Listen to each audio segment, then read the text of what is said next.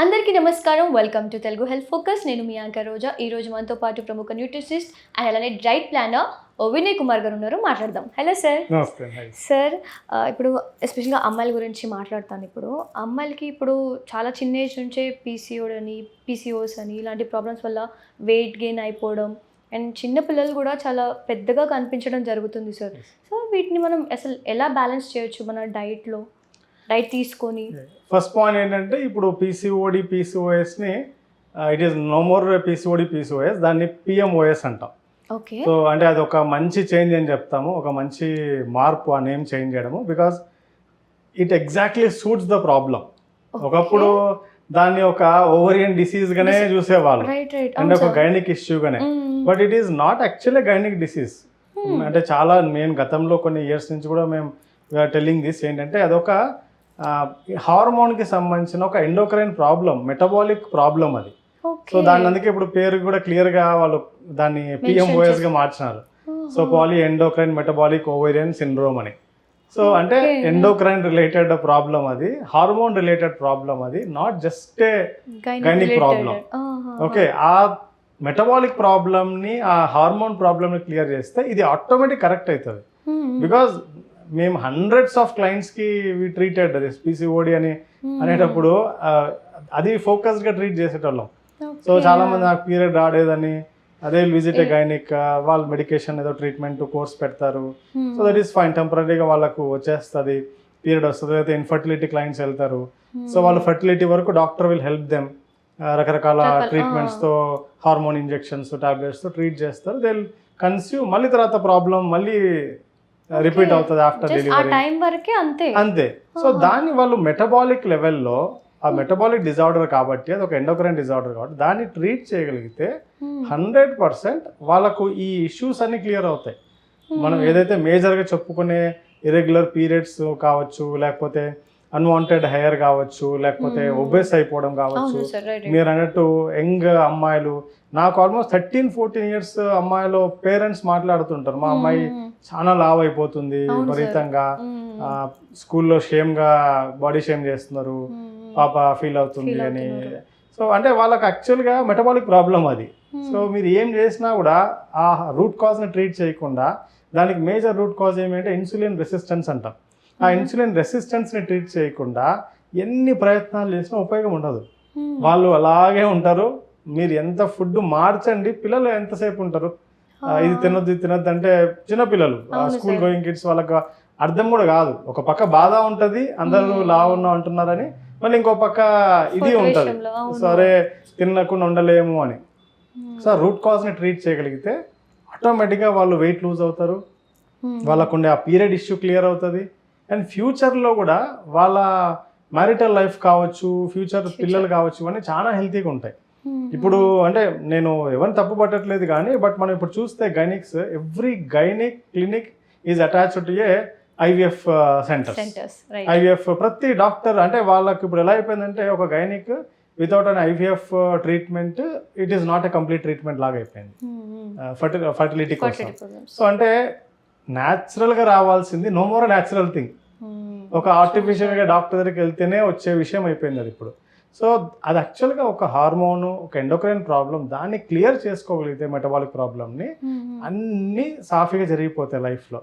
So అది మర్చిపోయి మనం ఏదేదో ప్రయత్నాలు చేస్తున్నాం. బట్ అట్లీస్ట్ ఒక గుడ్ న్యూస్ ఏమంటే ఇప్పుడు కొంచెం డాక్టర్లు కూడా they are treating it in the right way నేను అనుకుంటున్నా, బికాస్ పేరులోనే తెలుస్తుంది. సో అదొక మెటబాలిక్ ప్రాబ్లం అని వాళ్ళు కూడా they may direct your right person అని నేను అనుకుంటున్నా. అంటే సార్, ఇప్పుడు ఈ ప్రాబ్లం అనేది అంటే అందరికీ వస్తుందని ఛాన్స్ లేదు. సంథింగ్ బాడీలో ఏదైనా చేంజ్ వలన, లేకపోతే ఫుడ్ వలన, అంటే ఎలా సార్ ఈ మెటబాలిక్? 10లో 7 ప్రాబ్లం ఉందండి ఉమెన్లో, అమ్మాయిల్లో చెప్పాలంటే. ఎక్కడి నుంచి మొదలవుతుంది అని చెప్పాలి అంటే, వాళ్ళు పుట్టక ముందు వాళ్ళ తల్లి గర్భంలో ఉంటుంది కదా, అక్కడి నుంచి మొదలవుతుంది యాక్చువల్ చెప్పాలంటే. సో అంటే ఎవరైనా యంగ్స్టర్ అమ్మాయి, నేను ఇప్పుడేముందిలే, నాకేముంది, నాకు ఇంకా చాలా లైఫ్ ఉంది అని ఇష్టం వచ్చినట్టు తింటూ, ఇష్టం వచ్చినప్పుడు పడుకొని, అంటే ప్రాపర్ టైం మెయింటైన్ చేయకుండా అర్ధరాత్రులు మేలుకొని, సో బికాస్ ఆఫ్ వాళ్ళ వర్క్ స్కెడ్యూల్ అనుకోండి, వాట్ ఎవర్ ఇట్ ఈస్, లేదా సోషల్ మీడియాలో స్క్రోల్ చేయడం అనుకోండి, అది ఏదన్నా కావచ్చు. అలాంటి lifestyle it is not just affecting you ఇప్పుడు, it is going to affect your ఒక మేల్ చైల్డ్ అయితే కూడా ఏం ఎఫెక్ట్ ఉంటుందా అంటే అది కూడా ఉంటుంది డెఫినెట్గా. ఇప్పుడు ఎందుకంటే అమ్మాయిల్లో ఎంత ప్రాబ్లం ఉందో infertility, it is equally same రేషియోలో ఉంది అబ్బాయిల్లో కూడా ఇన్ఫర్టిలిటీ ప్రాబ్లం. సో కాబట్టి it will effect your kids also in future. So అందుకే తల్లి అంటే అమ్మాయి ఎవరైతే ఉన్నారో, so she is responsible for next generations కాబట్టి ఎవరైనా స్త్రీ. సో కాబట్టి చాలా ఇంపార్టెంట్ హెల్త్ని కేర్ తీసుకోమని చెప్తాం. అది మీ ఏజ్ ఇంకా ముందు ఉందా మ్యారేజ్ అవన్నీ కాదు, టేక్ ప్రాపర్ హెల్త్ కేర్ తీసుకోండి, ఫిట్నెస్ కేర్ తీసుకోండి అని చెప్తాం. సో గర్భం నుంచి మొదలయ్యేది ఇట్ గోస్ లైక్ దట్. ఆ పుట్టిన అమ్మాయికి మీరు అన్నట్టు ఎర్లీ ప్యూబర్టీ కావచ్చు. సో అది కొద్ది వరకు వాళ్ళు అట్లీస్ట్ మార్పు చేసుకుంటే ప్రెగ్నెన్సీలో అన్న కొద్ది వరకు ఆ పిల్లల్లో కూడా మార్పు రావచ్చు, పుట్టబోయే బిడ్డల్లో మార్పు రావచ్చు. సో అండ్ అక్కడి నుంచి వాళ్ళు పెరుగుతున్నప్పుడు కూడా వాళ్ళకి ఇస్తున్న ఫుడ్, వాళ్ళని మనం పెంచుతున్న వాతావరణము, వాళ్ళ ఎమోషనల్ క్వశ్చన్ కావచ్చు, ఇవన్నీ చాలా మ్యాటర్ అవుతాయి. ఇప్పుడు సోషల్ మీడియాకి తల్లిదండ్రులు అడిక్ట్ అయిపోవడం కాక పిల్లలు అడిక్ట్ చేసేస్తున్నారు. తినాలంటే ఫోన్ చూపించు, లేకపోతే ఏదైనా కావాలంటే ఫోన్ ఇచ్చి, సో ఫోన్కి అడిక్ట్ అయిపోతున్నారు. అండ్ ఫోన్ చూస్తూ తింటున్నారు. ఫోన్ చూస్తూ వాళ్ళు ఏం తింటున్నారో ఎంత తింటున్నారో కూడా తెలియడం లే వాళ్ళకి, ఏది పడితే తింటున్నారు. బికాజ్ మనం చాలా మంది ఎందుకు ఫోన్ చూడకుండా తింటామంటే మన వేగస్ నర్వ్ ఉంటుంది కదా, ఇట్ హ్యాస్ గాట్ కనెక్షన్ బాడీలో అన్నిటి కనెక్షన్స్ అన్ని ఆర్గాన్స్ కి. మీరు ఐ సైట్ ఒక చోట చూస్తూ ఫుడ్ తింటూ ఉంటే ఆ ఎంజైమ్స్ కానీ రిలీజ్ అవ్వడం కానీ అవన్నీ సరిగ్గా జరగదు, డైజెషన్ ఎఫెక్ట్ అవుతుంది, అన్ని ఎఫెక్ట్ అవుతాయి. సో కాబట్టి కాన్సన్ట్రేటెడ్గా వాళ్ళు ఏం తింటున్నారో సో అవన్నీ కూడా చెప్తూ చూస్తూ వాళ్ళు తినడము, బాగా నమలడము, ఇవన్నీ చాలా మ్యాటర్ అవుతాయి. ఈ చిన్న చిన్న అంశాలు చెప్తూ పోతే చాలా ఉంటుంది. సో అట్లా గర్భంలో ఉన్నప్పటి నుంచి proper food, proper sleep, stress, relationship factor ఇవన్నీ కరెక్ట్గా పెట్టుకోగలిగితే ఎంటైర్ పుట్టబోయే బిడ్డ వాళ్ళ నెక్స్ట్ ఫ్యూచర్ హెల్త్ అంతా బాగుంటుంది. ఆ నెక్స్ట్ జనరేషన్స్ కూడా హెల్తీగా పుడతారు. సరే, లైక్ చెప్తుంటే నేనే షాక్ అయ్యాను సార్. అంటే ఇంత చేంజ్ ఉంటుందా? అంటే మనం చేసేవి తెలిసి చేస్తున్నామో తెలియకుండా చేస్తున్నామో కానీ ఇంత డిఫరెన్స్ ఉంటుందా? Everything has a connection and true sir. ఇప్పుడు మీరు చెప్తుంటే మాకు అర్థమవుతుంది, చాలా చేంజెస్ తెచ్చుకోవాలి మాకు మేము. ఎందుకంటే మీరు అన్నట్టు ఫర్దర్ జనరేషన్ బాగుండాలి.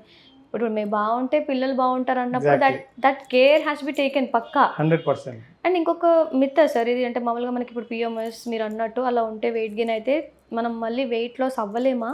100% అవ్వచ్చండి. Without a question weight lose అవ్వచ్చు, వాళ్ళ మెన్స్ట్రల్ సైకిల్ కరెక్ట్ చేసుకోవచ్చు. వాళ్ళు ఒకవేళ ఇన్ఫర్టిలిటీతో బాధపడుతుంటే కేవలం ఈ రీజన్ వల్ల 100% వాళ్ళ ఫర్టిలిటీ వస్తుంది న్యాచురల్గానే. బట్ ఏమంటే వాళ్ళకు ఆ పేషెన్స్ ఉండాలి. అంటే ఆ డైట్ని, లైఫ్ స్టైల్ని ప్రాపర్గా దాని తగ్గట్టు కరెక్ట్ చేసుకునేంత ఓపిక వాళ్ళకు ఉండాలి.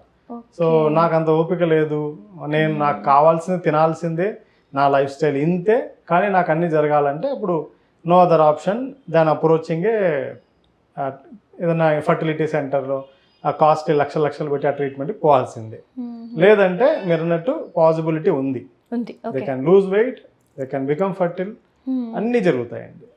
లైక్ మన టైం, పేషెన్స్ అండ్ మనం తీసుకునే డైట్, మన రొటీన్ ప్రతి ఒక్కటి కూడా మ్యాటర్సే. ఇప్పుడు మనం ఏదైతే ఏం కాదులే అన్నట్టు అనుకుంటున్నామో అవి తర్వాత ఇంత ఎఫెక్ట్ చూపిస్తుంది బాడీకి, ఖచ్చితంగా చూపిస్తుంది.